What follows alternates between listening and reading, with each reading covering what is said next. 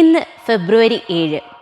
ഹെയ്തിയുടെ കോളനിവൽക്കരണത്തിനും ദശാബ്ദങ്ങൾ നീണ്ട കുടുംബവാഴ്ചയ്ക്കും ശേഷം ജനാധിപത്യ ഭരണക്രമത്തിന് തുടക്കമായത് 1991 ഫെബ്രുവരി 7 അന്നാണ് ജനാധിപത്യ രീതിയിൽ തെരഞ്ഞെടുക്കപ്പെട്ട ഹെയ്തിയുടെ ആദ്യ പ്രസിഡന്റ് ജീൻ ബെർട്രാൻഡ് ആസ്ട്രൈഡ് ചുമതലയേറ്റ ഉടനെ അദ്ദേഹം സാക്ഷരതാ പ്രവർത്തനങ്ങൾക്കും മനുഷ്യാവകാശ ലംഘനങ്ങൾക്കെതിരെയുള്ള നടപടികൾക്കും തുടക്കമിട്ടു.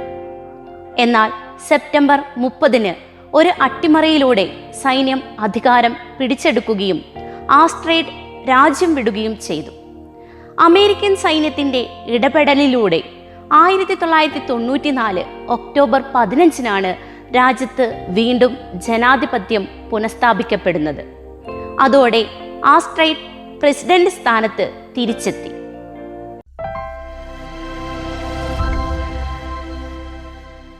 യൂറോപ്യൻ യൂണിയന് ആരംഭം കുറിച്ച മാസ്ട്രിച്ച് ഉടമ്പടി ഒപ്പുവെക്കപ്പെട്ടത് 1992 ഫെബ്രുവരി 7 Belgium, Denmark, France, Germany, Greece, Ireland, Italy, Luxembourg, Netherland, Portugal, Spain, United Kingdom എന്നീ 12 രാജ്യങ്ങളിലെ പ്രതിനിധികളാണ് അന്ന് ഉടമ്പടിയിൽ ഒപ്പുവെച്ചത്.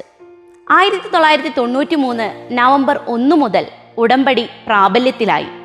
ഇതോടെ യൂണിയനിൽ അംഗങ്ങളായ രാജ്യങ്ങളിൽ വിദേശകാര്യം, പ്രതിരോധം തുടങ്ങിയ കാര്യങ്ങളിൽ സഹകരണം ശക്തിപ്പെടുത്താനും പൊതുവായ നാണയത്തിന് രൂപം നൽകുവാനും തീരുമാനമായി. 1999 യൂറോ എന്ന പേരിൽ പൊതുവായ ഒരു കറൻസി നിലവിൽ വന്നു. ബെൽജിയത്തിലെ ബ്രസൽസ് ആണ് യൂറോപ്യൻ യൂണിയന്റെ ആസ്ഥാനം.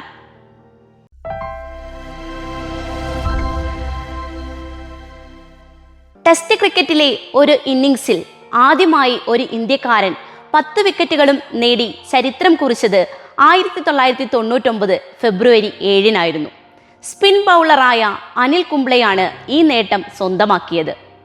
പാകിസ്ഥാനെതിരെ നടന്ന മത്സരത്തിൽ ഡൽഹിയിലെ ഫിറോസ് ഷാ കോട്ട്ല മൈതാനത്ത് വെച്ചായിരുന്നു ഈ നേട്ടം. ഒരു ഇന്നിംഗ്സിൽ 10 വിക്കറ്റ് നേടുന്ന ലോകത്തിലെ തന്നെ രണ്ടാമത്തെ ബൗളർ എന്ന റെക്കോർഡും അന്ന് കുറിക്കപ്പെട്ടു. 1956 ആഷസ് കപ്പിൽ ഓസ്ട്രേലിയക്കെതിരെ ഇംഗ്ലണ്ടിന്റെ ജിം ലേക്കർ ആണ് ഒരു ഇന്നിംഗ്സിൽ ആദ്യം 10 വിക്കറ്റ് സ്വന്തമാക്കിയത്. ഒരു ഇന്നിംഗ്സിൽ ഏറ്റവും വേഗത്തിൽ 10 വിക്കറ്റ് സ്വന്തമാക്കിയത് കുംബ്ലെയാണ്, 26.3 ഓവറിൽ.